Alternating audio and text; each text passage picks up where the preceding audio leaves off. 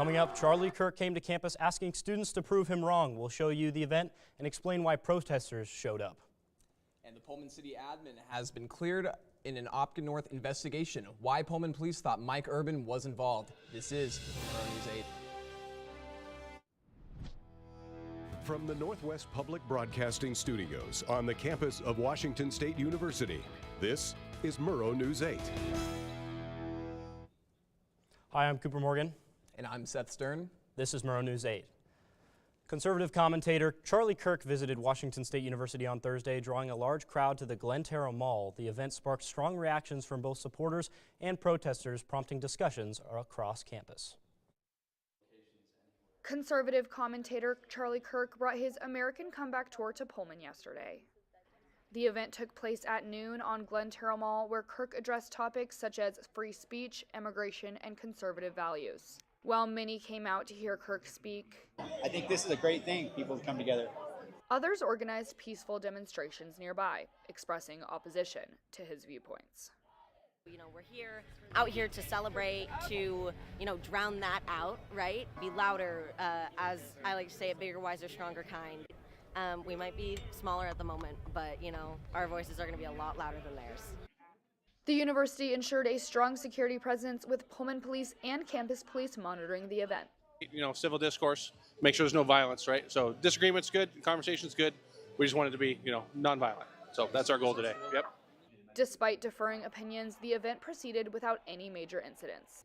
While reactions were mixed, the event highlighted how college campuses continue to be a key space for political engagement and debate. The event opened a door for dialogue and left a lasting impression to those who attended. But so one day when I become an attorney, right, I can take all these things I learned. Reporting in Pullman with videographer Annabelle Pepin, I'm Ella Kastner from Murrow News 8. During Kirk's visit, around 2 or 3 dozen WSU students protested his appearance on campus. They held signs like Trans Lives Matter and did chants off to the side of Kirk's setup. Here's some of that.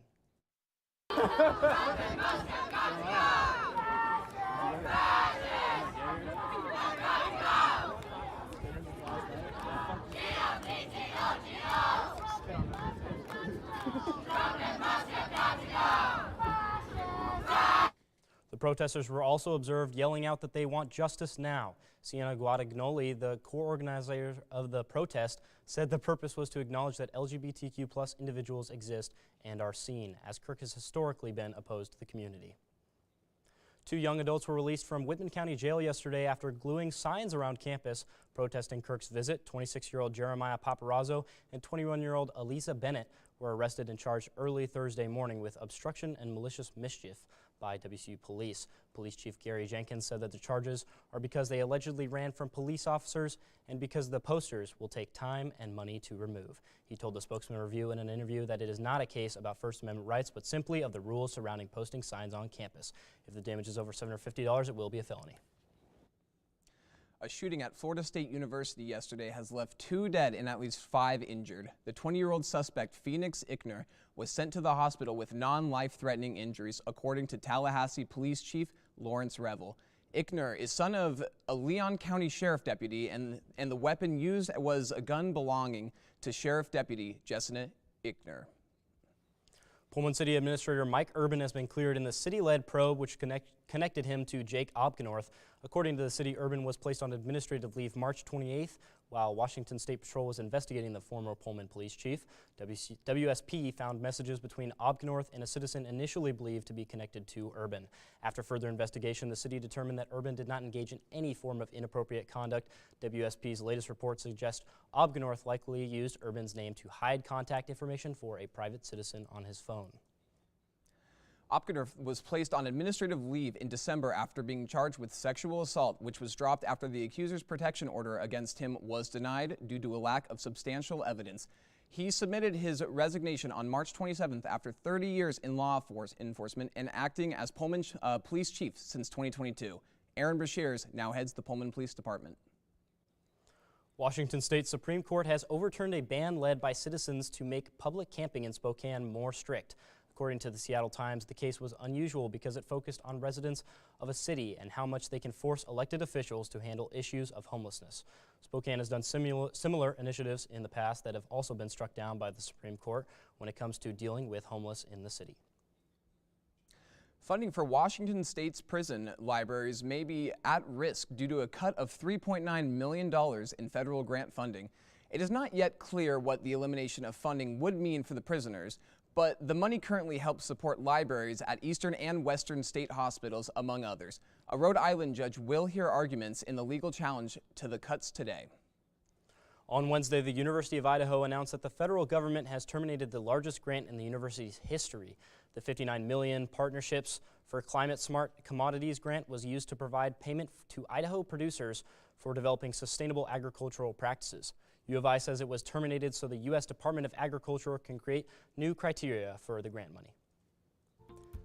A new WSU study on body image and self-esteem for young women. We talked to the conductor of the study about the findings.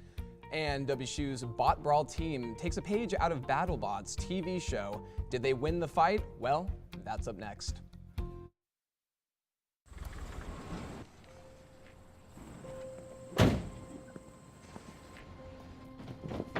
Dad, they took over my bedroom. Come on, come on. Okay, Dad. 1, 2, 3.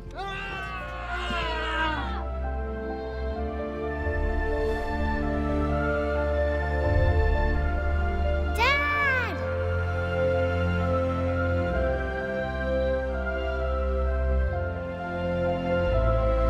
You saved me. Dad? Are you okay?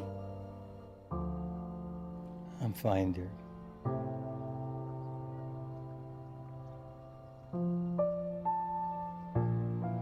Your hero needs you now, and AARP is here to help. Find the care guides you need at aarp.org/caregiving. There. Can I tell you a cat joke? Just kidding. Why did the girl ask the mushroom to dance? Because he was a fun guy. What do you call a pig that knows karate? Pork chop. Why was the basketball court all wet? Why? Because the players kept dribbling all over it. Can I tell you another one? So how does a tissue dance? Put a little boogie on it. What's Beethoven's favorite fruit? Banana. What is a boxer's favorite drink? Fruit punch.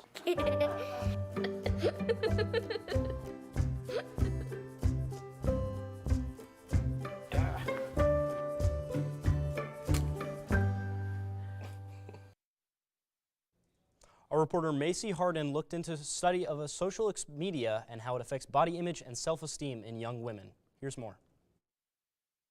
With the rise in social media comes the drop in self-esteem. Start today. In 2 weeks, I'm going to take you guys through a little what I eat today. Every day, millions flock to their screens and consume fitness and health content, shaping what the perfect body should look like. But a recent study by WSU Associate Professor Jessica Willoughby has found some positive changes related between young women and body appreciation. It can be really harmful to our own health because we feel not good enough, we feel like we're not doing enough, and then wanting to be better, change in some way, shape, or form. But actually this whole area of body appreciation, which is really just this idea of appreciating the body you have and for what it can do and what it is really beneficial. And it's beneficial in so many areas of health. So it's mental health, it's physical health. We see that if you appreciate your body for what it is, you take better care of it overall, and it leads to better health outcomes down the line. It's called Fitspiration, fitness content aimed to inspire young women in the perceptions of their bodies. But this fitness content has proved to be damaging to a young woman's self-esteem. In Willoughby's study, she followed a group of participants and had them reflect on how they felt after viewing this kind of content. The results were maybe not what you would expect. The women in particular were saying, not only did I, not compare myself as much, but I also made changes in my day-to-day life, right? I was seeing that I wanted to mute things. I was seeing that I would scroll past certain content that I felt was problematic. and following content more that I felt was empowering and helpful. Willoughby's study was recently published in an article by WSU Insider. Some of Willoughby's key findings included the noticeable drop in young women comparing themselves to what they see online. A lot of it's unrealistic, especially like the running or weightlifting. The times that I enjoy seeing it are like maybe when it's realistic. It's becoming summer, so I'm getting that stuff on my For You page way more right now, because it's people wanting to get in their summer bodies and stuff. For now, there is still a struggle with body image issues and its correlation with what is posted online, but Willoughby hopes one day this will change. So it's not that all social media are bad, but it's that at certain times, in certain places, in certain moments, some social media can make us feel negative about ourselves. And if we can recognize which social media those are for us, for the individual, and then take that piece out of the equation for you, it can be really powerful. In Pullman, I'm Macy Harden. And one of Murrow's own professor, Jennifer Henriksen, has been selected to the Andrew Carnegie Fellows Program. She's one of 26 fellows selected across the nation that'll receive $200,000 to support research related to political polarization. Henriksen will study how Murrow News fellows in resource-challenged newsrooms can reduce polarization and aid civic engagement. She'll also continue to teach the staple, ComJor 350, to Murrow students. WSU Vet Med performed an emergency surgery on retired veterinarian Dr. Ken Barber's 12-year-old dog, Jessie. Jessie had an extremely rare tumor, according to WSU Insider, and these tumors are known for aggressively spreading. Baber, being a retired vet, knew the severity of the situation and rushed his dog to WSU. Dr. Boel Franson is one of the nation's best when it comes to these surgeries. The surgery was successful, and Jessie's on the road to recovery, thankfully. Get ready for a battle of the bots. Our reporter Will Glasby will take you in on the action. Spit up test. At Washington State University, engineering students aren't just studying how machines work. They're getting their hands dirty. They're building them, and then they're sending them into battle.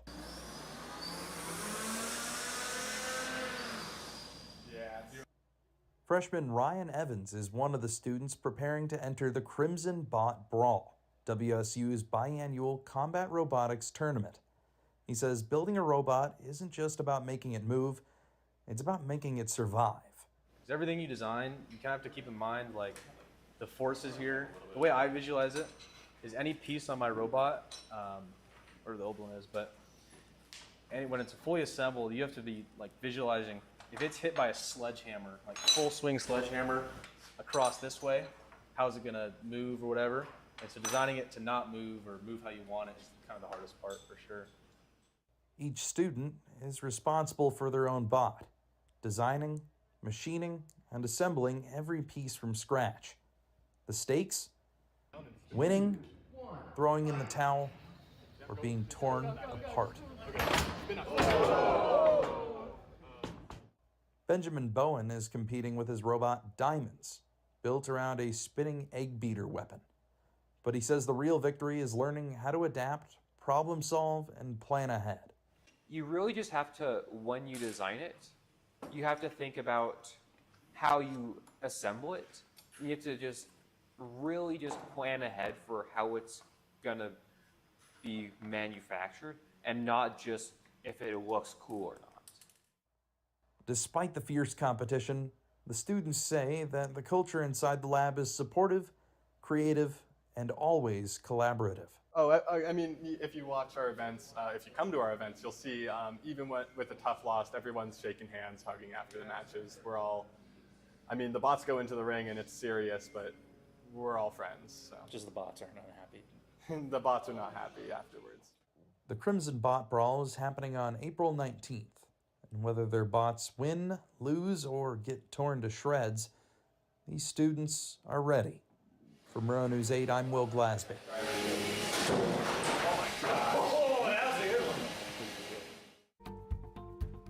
Gee, Seth, well, the BattleBots, do you know anything about those? Yeah, not really, but Coop, do you? Yeah, I mean, I used to watch the TV show BattleBots all the way back in the day. Little tombstone with a big spinner. It looked like there was one there that was pretty obvious, and you know, just trying not to get flipped and all that sort of stuff. So it's really cool stuff, really cool engineering. So. Oh yeah.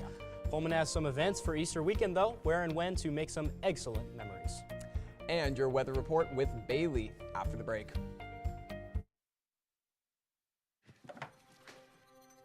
Days, months, Hey, I'm Jim from across the street. years, I'd like to give you this. a lifetime can rush by without realizing what we're missing. But it doesn't have to be that way. We have a choice to take action. Visit maketheconnection.net to find out more.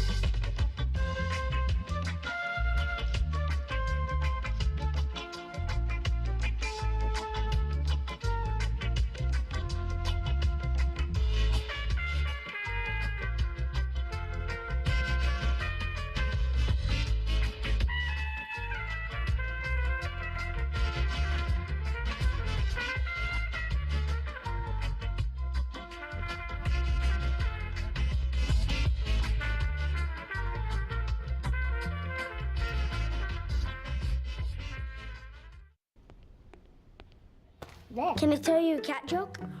Just kidding. Why did the girl ask the mushroom to dance? Because he was a fun guy. What do you call a pig that knows karate? Pork chop. So how does a tissue dance? Put a little boogie on it.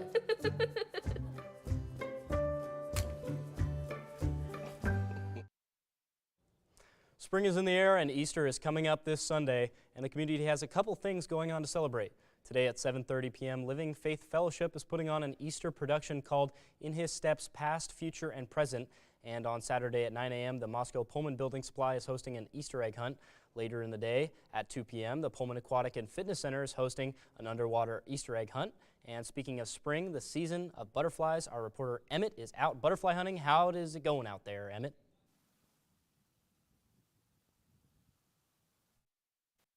Thanks, gang. We're here at Conservation Park, one of the few places here in the 509 that's helping restore the most critically endangered ecosystem, the Palouse Prairie.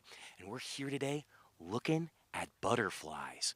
We saw some cabbage whites, some little blues running by, and we're doing this because the study just came out from our Vancouver campus where 22% of all butterfly species have disappeared in the last 25 years. And so we're just going out and enjoying the springtime festivities and trying to enjoy this weather while it lasts. Bailey, will I be able to see more butterflies this weekend? Thank you, Emmett. It is a beautiful start to the weekend. Now let's start looking at today's weather. So today it looks like we are starting with 60 degrees, which is very sunny. It's really nice, especially yesterday where we had some beautiful sun, and now we get it again, especially for Zootopia. So it is 60 degrees today, lots of sun, but then it's going to drop into 38 degrees tonight. So just grab a little sweater if you plan on going out tonight. All right, looking into tomorrow. It looks like we still have some sun. It's dropping a little bit with the weather, a little cooler, but you know, we still got sun. It's still gonna be warm, so we do love that. It's also gonna stay around 37 degrees in the evening time. So again, grab a coat if you are going out. Wind isn't too bad. It's a little quick, but you know, it's okay. We're chilling. Let's look into the state forecast now. Let's see, over here in Olympia, it is warm, which we do love. We don't even need a coat for that, which is great. And then it's going to drop again down in the evening time to about 40 degrees. But looking at this whole entire state map, it does look like we're pretty consistent with the weather. It looks like 70s, late 60s. You know, it's looking really good. It's looking really warm, which is really nice. And then let's look into this weekend. Looking at this weekend, again, it's going to stay pretty warm, which is really nice. We don't need a coat, I don't believe. I mean, unless you're from California, you definitely do need a coat because, you know, they can't really handle their warm weather here in Washington that well. So don't forget that. And then, yeah, it's also getting really sunny out. So, yeah, but also it's also partly cloudy. Let's look at that. There's some clouds, which is great. But yeah, also don't forget sunscreen when you are going out into the sun. You don't want to be sunburnt like me, like I got yesterday. So yeah, let's not do that. But yeah, that is our weather for today. Back to you guys at the desk. Yeah, Cooper, I don't know about you, but I personally, I like it when I know whether to wear a coat or not. It's hard to make that decision. What about you, man? Yeah, totally. I mean, especially with baseball coming up, it gets so windy in Bailey Brayton, and I don't want to get sunburnt. I don't want to feel really hot in my coat like Bailey did, and thanks Bailey for the weather. But hopefully it's warm outside for baseball. And speaking of that, they did get popped in the mouth in their first game of the weekend series. We'll tell you how it happened.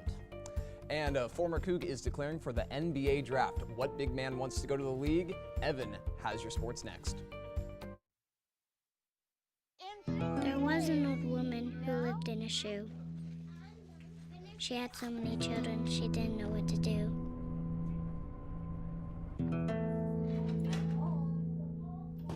She gave them some broth without any bread and kissed them all soundly and put them to bed. Hunger is a story we can end. End it at feedingamerica.org.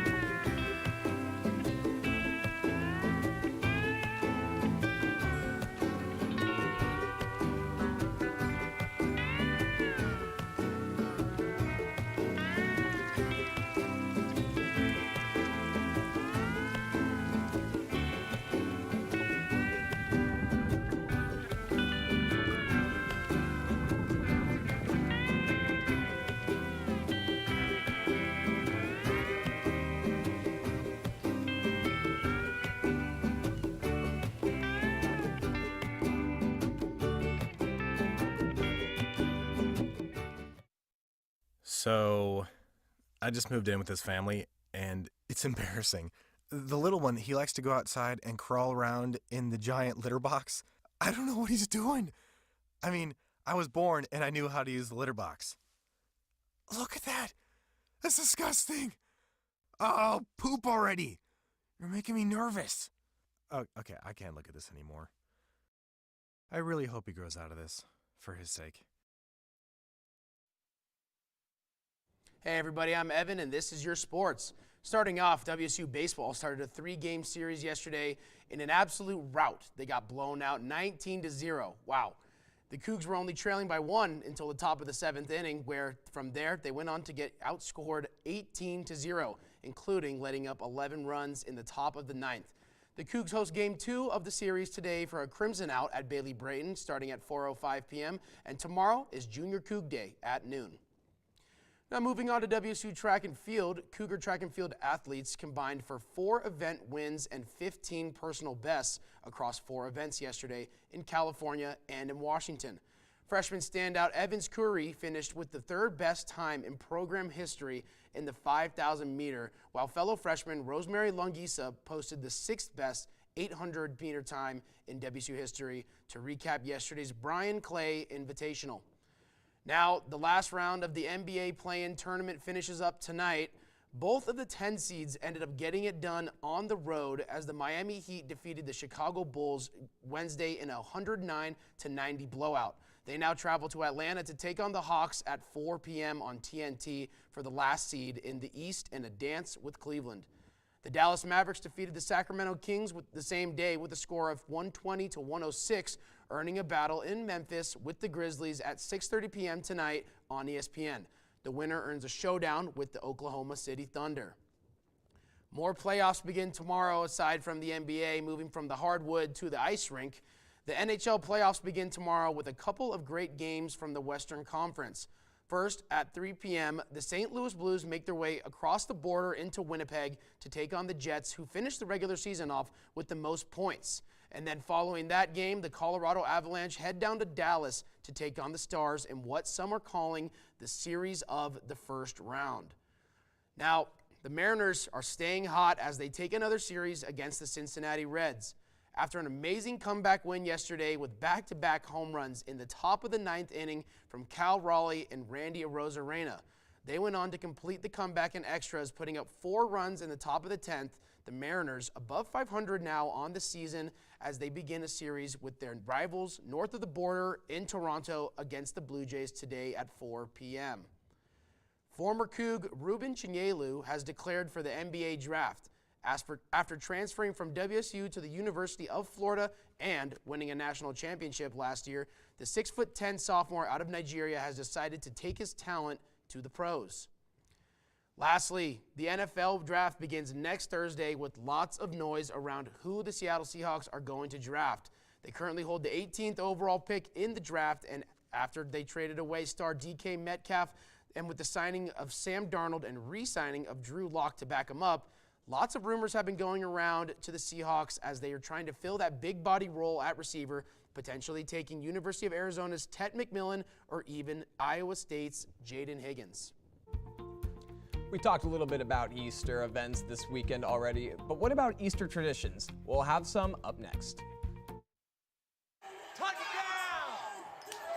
Oh, did you see that? Whoa, we scored? Yeah, we scored. We're going to the playoffs. I can't believe I missed that. Every time I'm buzzed, I spend too much time on my phone. What? I should take your phone away. No. I'll call for a ride. Hey, why does my face look like that? I'm playing with these new face filters. Okay, you know what? Yep, that's mine. But I need that back. No. Kevin! Jordan knows he shouldn't eat this entire bowl of nachos, but tonight he's earned that right because a few hours ago in the middle of happy hour, he recognized a sign, not from the gods or a bolt of lightning, but from a double heart, a kissy face, and a fourth ha in ha ha ha. That's when Jordan knew he was buzzed. So when it was time to go, he got a ride home instead of driving. Be a legend like Jordan. Recognize your buzzed warning signs and get a ride home. Buzz driving is drunk driving. Yo, Scott. Hey. I'm heading out, man. You want to ride? No, I got my car, but I actually really need to go to the bathroom. Oh, you know what? I was just in there. The line is like 10 people long. You know, I think I'll just...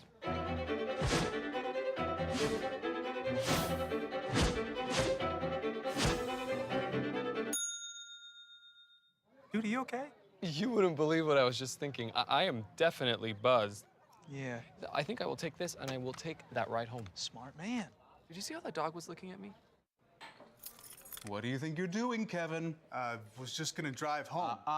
There are several warning signs present that you shouldn't be driving. Like hearing voices? Like your text-to-emoji ratio?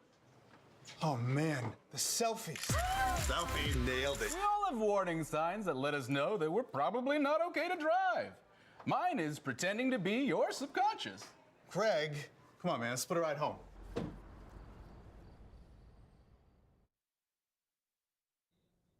Easter is full of tradition, including going to church, going on egg hunts, and eating Easter candy. Do you guys have any plans or a favorite Easter candy you guys like to have? Well, I'm not sure about you guys, but I do love Easter egg hunting as well as finding the chocolate inside the Easter eggs. Me too. What's your guys' favorite candy? The Cadbury eggs. Oh my Definitely God, those are so good. So bad for you, but oh gosh, you can't control myself around them. Those are pretty good. I can't lie. What about you, Coop? I heard some controversial Peeps, maybe. Oh, God, that is a hot take. I can't get Very behind hot Peeps. take. I just can't. They like flavorless little Maybe even the marshmallows. pink ones, And they you taste so know. artificial too. They are. So. But they have a lot of colors, and I kind of like the colors. You know, I like the most when you find the money inside the Easter egg. You guys ever find like a $20 bill? You ever do What? that? No, I've never had that It's the best happen. one. Yeah, it's, you know, $20, free lunch, you know, always pretty sweet. Haven't done it in a while since, you know, we're not kids anymore. But yeah, hopefully good luck to all the kids out there right now, and have a good weekend, guys.